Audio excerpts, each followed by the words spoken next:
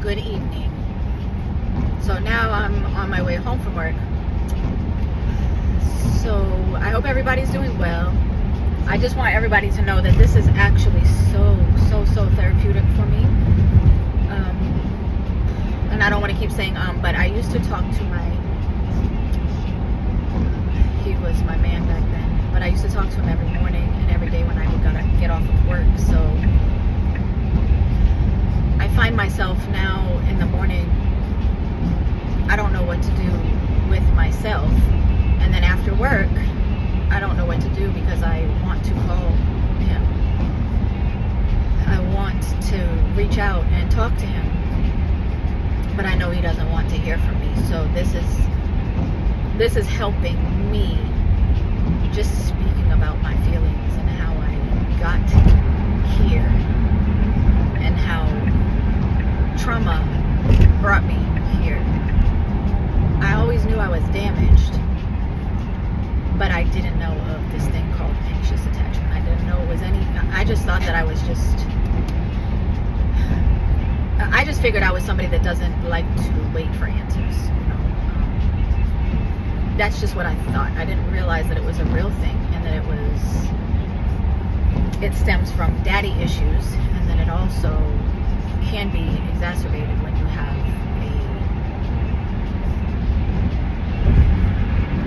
somebody you're in a relationship with. I want to say partner, but he was never my partner. I was property. And when you're with somebody that treats you as if you are nothing to them, pretty much. So I just thought that all stemmed from this. So now I'm going to talk about there's just so much stuff that I want to speak about because it's so much deeper, and I'm thinking about things that I had actually really blocked out or I didn't remember. Maybe I didn't want to remember, so I just didn't. I was very forgiving all the time. And yeah, so I'm gonna go to, I already talked about how I met that person, which was my ex-husband.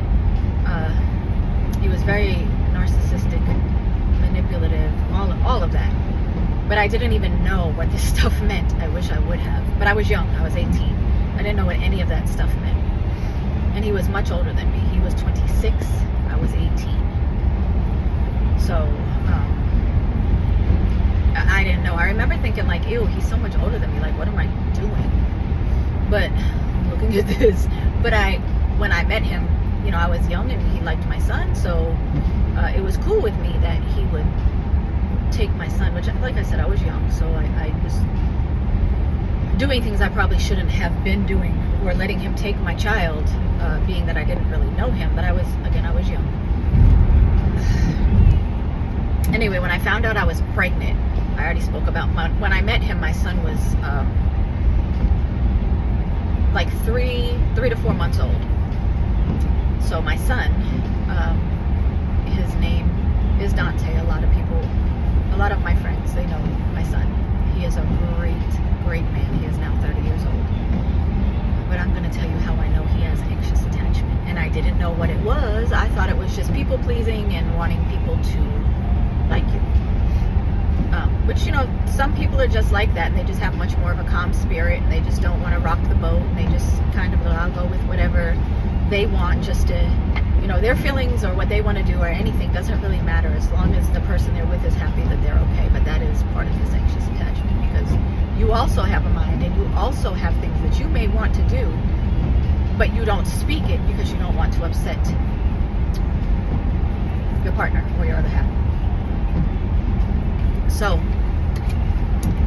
my son knew this to be his father when he started getting older. I made the decision to not allow my son's father into his life. When I got pregnant with my son, just a little backstory, I was young,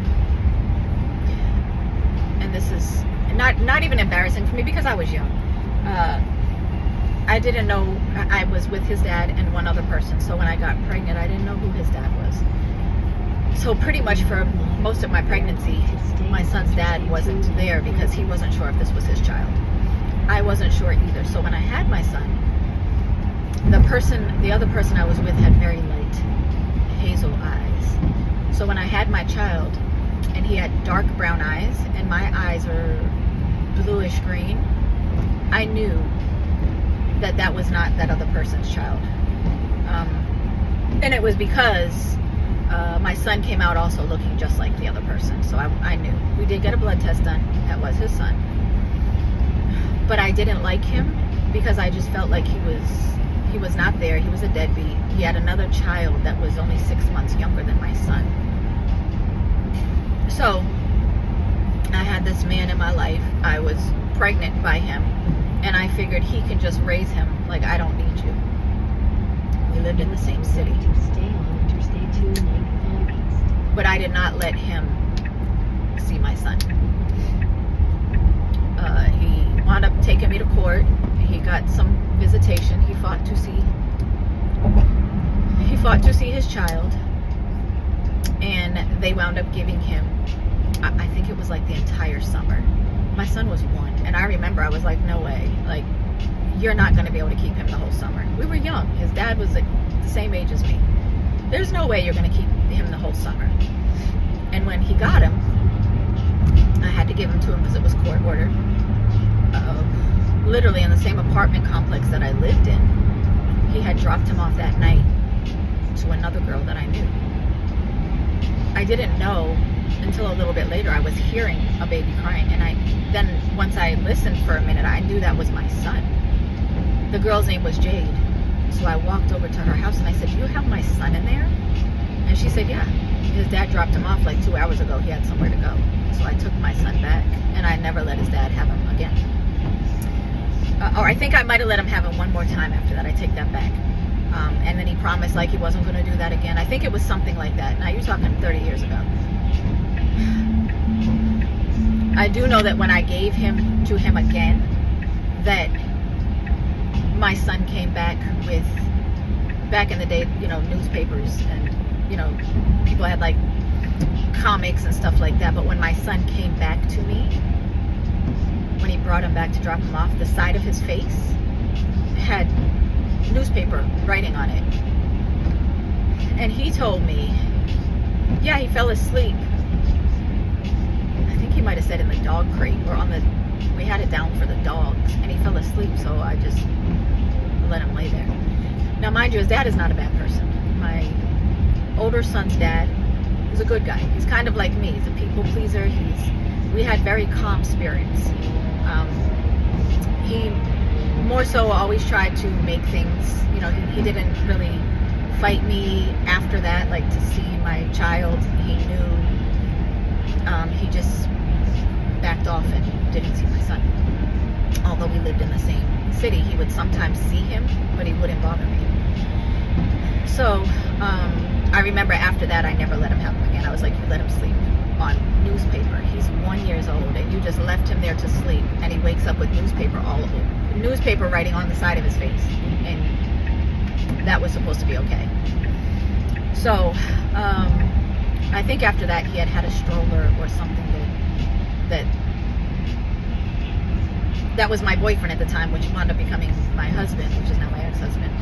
He had bought a stroller or something, and my son's father said that he wasn't going to give it back to me because I wasn't going to let him see my son. So my ex-husband, they worked at some sort of facility, and they worked at the same place. He went into this facility and punched my son's dad in the face and literally knocked him out. So after that, his dad really didn't mess with me anymore. That's when I should have known that he had anger issues, because it wasn't that serious. You didn't have to punch him. I understand now, he just wanted to see his son, and I told him no. And I was more so telling him no because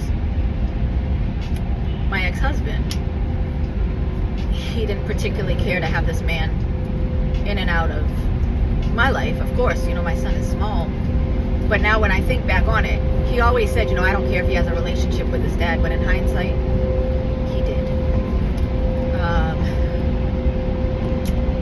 So after that, my son's dad was no longer around. Now, by this time, I have 2 children. Or not even yet. So let me get back to one other thing. So I was pregnant with my daughter. And I'm going to make this video about 20 minutes long, and then I'm going to cut it off. So I'm pregnant with my daughter. And I remember somebody telling me something about him being at a bar. He was always a cheater. And I'm not kidding. I should have known right here. I should have stopped it. I was pregnant, probably 8 months. And I was questioning him because I had this anxious attachment and he didn't want to talk to me. Or he was, I don't remember what he was telling me, but I remember I was pregnant and I remember he pushed me. And right there, I should have known. I should have known when he put his hands on my child as a baby to end it. But then he pushed me. And here now I am pregnant. I think I was like 8 months. I wound up having my daughter early. He just was, he was an abuser. Mentally, verbally, not physically all the time. Like I think we had like maybe 3 fights, but he used to push me. And he would tell me to get the fuck out of his way, and he would push me hard. And we're talking about, he's big. And he would push me. He never cared if he left me crying. Why I even cried, I don't know. I would feel abandoned all the time because here I am now and I have maybe 3 kids by this time. It was just never good. Then I saw him saying stuff to my son. My son was always getting in trouble, and this wasn't his son, but my son was always getting talked to crazy. He would be telling him to, just sit down, and my son was always getting in trouble. Not so much him always putting his hands on him, but he was a very much like, he's smacking. All of, like he would smack the kids. I would too, but he was very heavy-handed. So he was more so the disciplinarian, but my kids weren't bad, especially my oldest son. He wasn't bad. He was more so sneaky because he was afraid to get in trouble. It was like, it didn't matter what he did, he was in trouble. And he would always say to me, he's the oldest, so they're watching him. So if he's lying about something, they're going to follow what he does. Well, kids, they do that.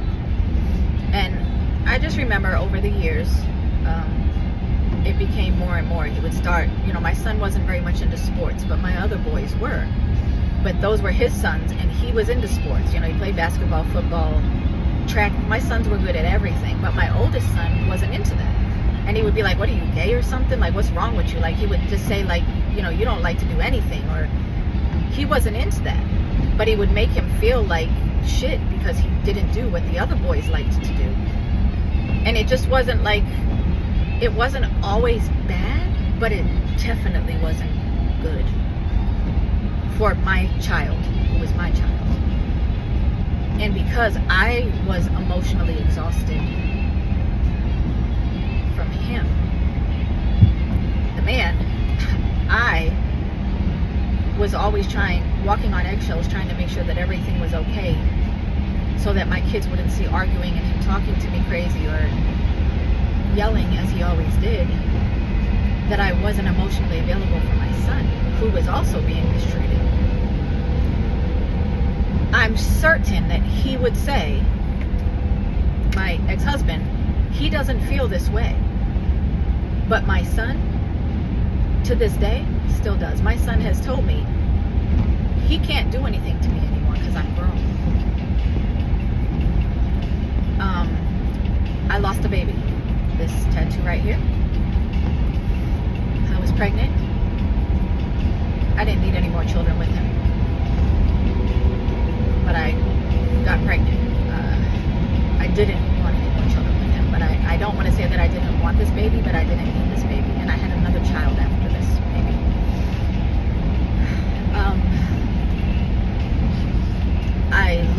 baby at maybe 6.5 months. I could not hold children because this man, from cheating on me, gave me cervical cancer. I did not sleep around. So the doctor told me, as I said, how can I get something like this? It doesn't run in my family. And they said, either you were sleeping around and you caught HPV, which is something that women can get that you don't even know you have, or a man can give it to you when they're sleeping around. So he gave it to me because he slept around with everybody.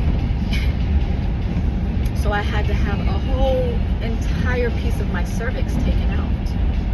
The cervix is what holds your babies in. My cervix was almost gone, and they had to remove it so the cancer wouldn't grow. I was 22 years old, 23.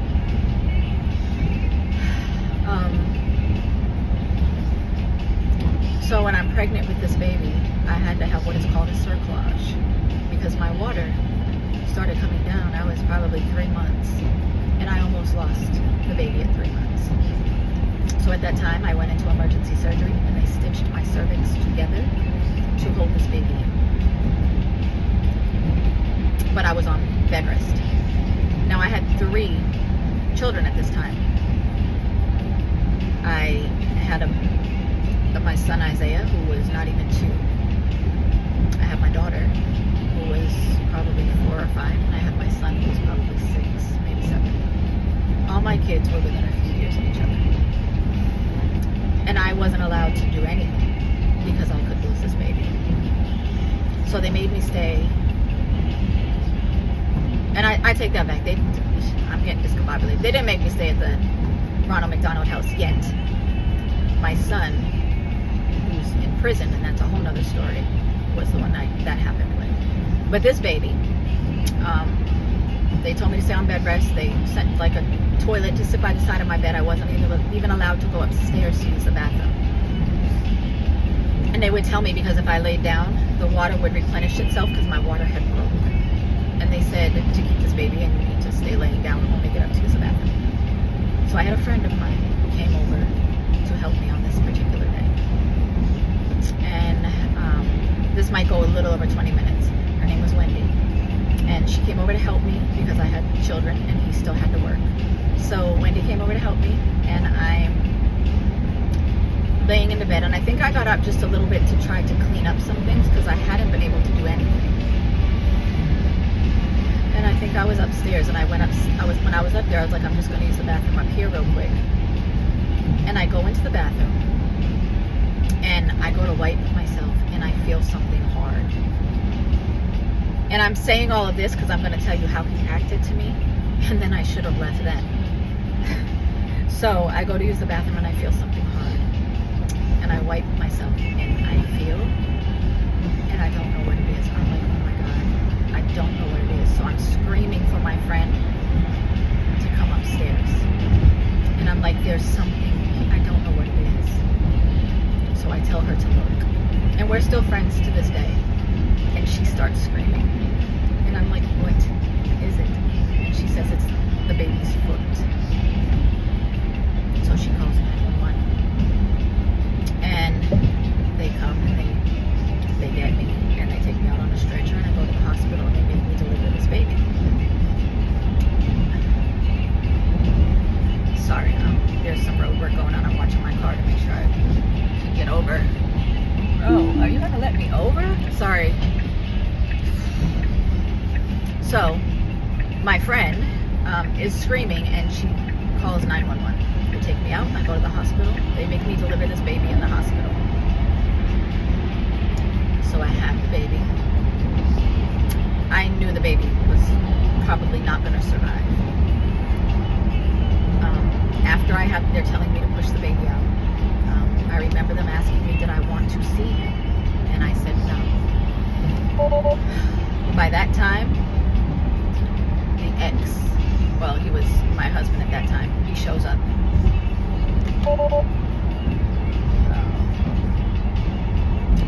Sorry. He shows up, and they bring him back and they asked him did he want to hold the baby, who apparently at that time was still breathing. And he held the baby until he died. And I remember them saying to me again, do you want to see him? And I said no. And they said the pictures will be on file with us for I forget how many years, like if you want to see him, they'll be here. And I said okay. He left. I don't think he gave me a hug. I don't think he said anything to me. He left and went back to the house, and I stayed in the maternity ward overnight by myself, hearing all the other babies crying. Now my boobs are filling up with milk. I have no baby. As I look back over this now, I didn't need that baby. I love my son that came after that, but my son that came after that has been the hardest challenge of my life, and I'll speak on him as well at some point. I'm gonna, well, I'll go a little bit deeper. I'll go to 25 minutes. After that, I don't think he called me to check on me while I was there. I remember him coming to pick me up the next day. And I know he didn't care about what had happened at all. It was like an ordinary day, and it was right around Thanksgiving. This was on November the 6th, so this is around the holidays. And I remember when I got home, now mind you, I had just had a baby. Whether the baby survived or not, I had a baby. As soon as I get home, all he cared about was having sex with me. He didn't care that I had lost a baby, that I was so sad that this had happened. Whether I knew I needed this baby or not, that was still my baby that I just lost. And I had baby stuff everywhere. I was getting things because I was probably closer to 7 months, but back then they didn't have the tools that they have now to save a baby that was only 1 pound and whatever many ounces it was. It wasn't big. It was only, he was very small. They gave me a birth certificate with his feet, and that's why these feet, I don't know if you can see it, but these are the actual feet of the baby. They're down. They're on both of my wrists. These are the baby's feet. He was very tiny. But I knew that he didn't care, because when I denied and told him no, I didn't want to do that, he immediately got mad at me and didn't care what I was feeling at all. Always dismissed my feelings. Nothing mattered to him about me. Really ever. I was pretty much a nut buster for him, his words, and the baby maker for him. I'll talk more later past that, but I'm going to stop this video here because it's so much more as to why and how I lost the love of my life by not giving him what he asked for, which was some space to heal. He had his own trauma, and he informed me of it. And because I have this that I didn't know, and now I'm working on it, and I'm aware of it, and I don't ever want to beg for anybody to love me ever again in this life, because I know what I have to offer, and I know I'm a good woman, but I know I'm damaged, and I'm so embarrassed and ashamed that I even begged for somebody who I thought once loved me to just give me a little bit of attention. I'm gonna end it here, so I'll talk again tomorrow.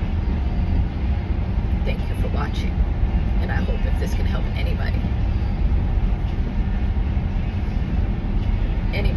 I hope it can, because the damage it has done to my children